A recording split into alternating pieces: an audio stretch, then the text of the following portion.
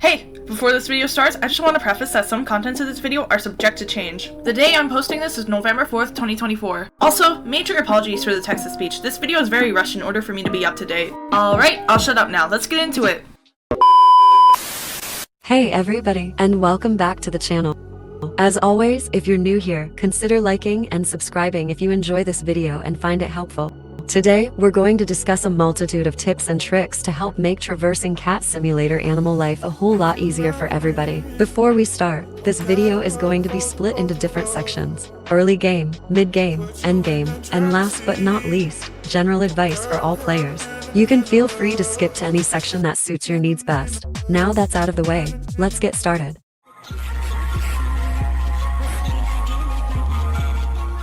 So, you either just installed the game and have no idea what's going on, or you've been playing for a little while and feel a bit stuck. Don't worry, because I have plenty of advice for you. Right before we begin, I just want to clarify one more thing. Because this is a section dedicated to newer players, I will be showing a lot more visual information in order to teach people how the game functions. We shall begin now. If you're fresh new to the game, I recommend buying your way to level 2 with the free rewards that you get at the start of the game. After that, head to the trainer and buy everything except for the jump height level, because it's irrelevant to leveling up and only serves use in parkouring, which is something you're not going to be doing a lot. Try not to spend too much on movement speed right now, either, because it has nothing to do with strength. Right before you head into adventure mode, run to the quest cat and get a decent quest. If you're brand new, the top earning quest will only give 160 XP. That is okay for now. I pinky promise that the rewards will increase when your level does, so just be patient. Daily quests are very good at this stage, as well, but there's only a select few quests I recommend you doing at this stage of the game. The ones that are best for you right now are the jumping and attacking quests. The reason I suggest this is simply because some of the other daily quests take too much time. Since you're grinding a lot, you're going to be doing both of those for some time. But anyway, 1,000 coins, 200 gems and 2,000 XP a day from doing that is very important at your current stage of the game. It may seem small at first, but the little things add up very quickly, and grinding becomes a lot easier the higher your level gets.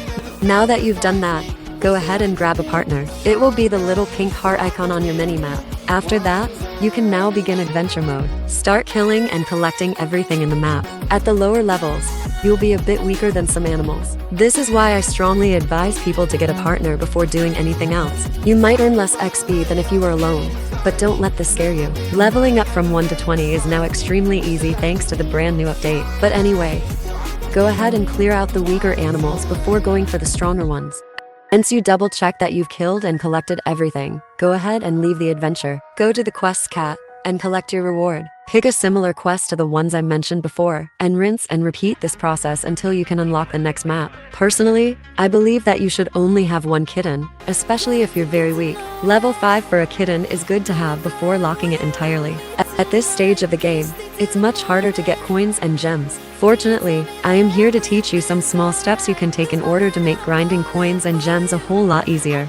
You can collect seeds, plant them in your garden and then wait up to a few hours to a day. With this, you can earn an extra 800 coins and 160 coins a day. The daily quests I talked about earlier, those are great too. They give 1,000 coins and 200 gems, as well as 2,000 XP. Again, just make sure you're not doing anything other than the attack and jumping quests at this point in the game. You will thank me later. I recommend giving that XP from the daily quest to your main cat. You can do this by going to your family station and locking your partner. Go and collect that quest, and then return to the family to unlock it again. Every few minutes, you can watch an ad for either 200 coins or 40 gems. They both equate to the same value. But if you were to ask me which one you should do, I'd say the coin one is more beneficial because they will help you afford trainer stats. Now, I believe I have said everything I needed to in order to help newcomers have a kickstart to the game. The next section of this video will begin now.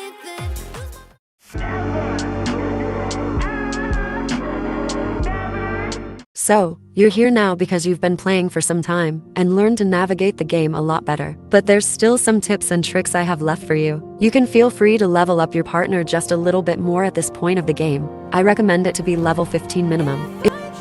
If you're interested in getting XP faster, I highly advise you to stay away from grinding the forest map. The rewards on that map aren't terrible, not at all. The only issue is that it takes way too much time to clear out that map in its entirety. Personally, it takes me up to 10 minutes to clear that map even with maximum stats, compared to a 4 to 7 minute average for every other map. You can grind on Flooded Town or Beach instead, but you'll earn just a slight bit less if your level is under 37. Kittens serve no use at this point in the game, but you're welcome to keep them as you wish. Also, a little damage bonus doesn't hurt.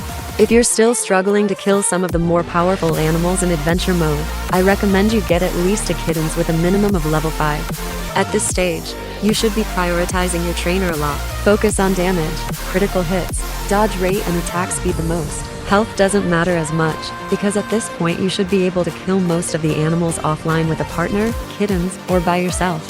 Movement speed is good for saving time, but it shouldn't be a very high priority due to its irrelevance to leveling up.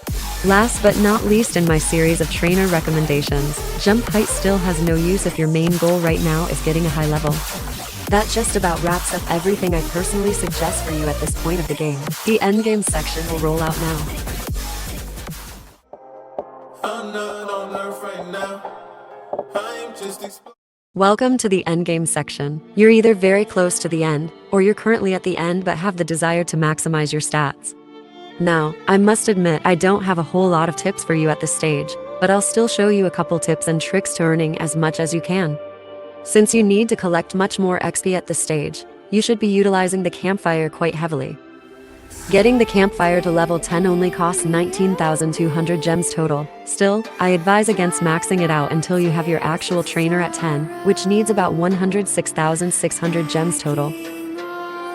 Are you looking to make some quick coins and gems while grinding? Let me show you an easy trick that can earn you over 6,000 coins and 1,200 gems with each map run.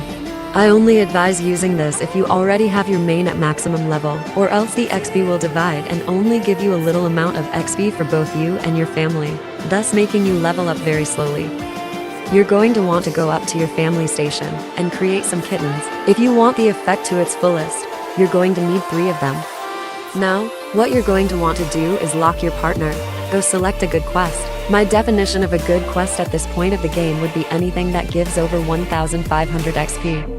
Go ahead and clear out the highest earning map you can unlock and its quest. Once you're done with that, you can collect your quest reward. Head back to the family station and sell the kittens you just leveled up. Create new ones, then rinse and repeat that process until you're happy with what you got.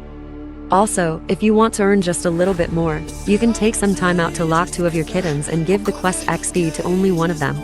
You can also give your kittens your daily quest XP for a tad bit more rewards. Alright, that just concludes this segment of the video. I apologize for the lack of tips in this part, but you can keep watching this next section to maybe learn a few things you didn't know about the game.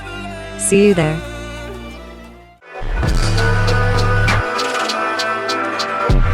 This section of the video is advice I want to give to every single player, new, old, returning, all of you. These are just a series of tips meant to help everybody have ease while leveling up and earning money in the game. Let's get into it now. The daily quests with the fruits, 5v5 winning and boss killing take far too much time for the same reward. You're better off doing the hit, jump or critical hit quests. I would only do the critical hit quest if your critical hit level in the trainer is above 5, and you know you're going to be spending a lot of time attacking animals or people online. Level up on weekends. There's always a double XP event which will give you twice what you normally earn than if you were to play on weekdays. I recommend getting your campfire to at least level 5, so you can earn up to 50% more than what you would normally get. You only need 4,200 gems to get your campfire trainer to 5, but don't prioritize it over your general trainer. By the way, if you play during the double XP event and have your campfire at maximum, you can earn up to 4 times what you would normally get on a weekday. You can still level up your other slots while playing as your strongest. This helps because you won't have as much of a risk of dying. Don't let your partner or kittens be higher than your main cat. My justification for this is because it's going to make leveling up your main and other family members annoying. At the time I'm writing this, you cannot lock your main cat. That means it will automatically divide the XP you earn from everything: quests, adventure mode, 5v5 experience, etc. The top earning quests will always be the ones that don't require you to kill anything, and that's a fact I will constantly repeat. You just need to get a quest that requires you to collect over 5 of whatever. Alternatively, you can get a quest that requires you to kill 4 of the strongest animals on whatever map you currently have unlocked. Those ones are also great in terms of rewards. I don't recommend sacrificing any of your coins for gems at the station. The only thing you should ever do there is exchange gems for coins. If you look closely, you can see that 20,000 coins only gives you 2,000 gems, while 5,000 gems gives 12,500 coins. Now, if you put 2 and 2 together, you can tell that one of these options gives more than the other. It's best to do quests that correspond with the highest map that you can unlock. This way, you can finish the quest while also clearing out your favorite map. Also, it's a great time saver, thanks to how easy it is to level up. Now, I suggest that you don't buy your way to any level, no matter how close you are or how much you can afford it. You can level up your partner or kittens while playing as your main, so you don't have to worry about dying. In my last tips and tricks video, I advise that you stay away from buying clothes and other items altogether and focus on your trainer instead. Personally, I still believe you should, but it isn't a crime to buy at least one thing you really want. Just stay away from the stuff that's outrageously expensive until you're close to being at maximum level. The last thing I want to suggest in this topic is to not buy anything useless. Double check with yourself that you really want a certain item from the catalog, and don't build the house right now. Save that for when you've maxed out everything important in the game. There's not much else I want to say in the conclusion of this section, in all honesty. The outro will begin now. Alright, I know most people don't watch these videos to the end, but I just want to say my final thoughts. Thank you all for watching this, and I'm very grateful for the support you guys have given me throughout the years. Oh, by the way, I'm currently hosting a giveaway for in-game rewards. It will be concluding once I hit 1,000 subscribers. If you're into that, just let me know and I'll put you in my list. And now I think I've said everything I needed to. See you guys in the next one!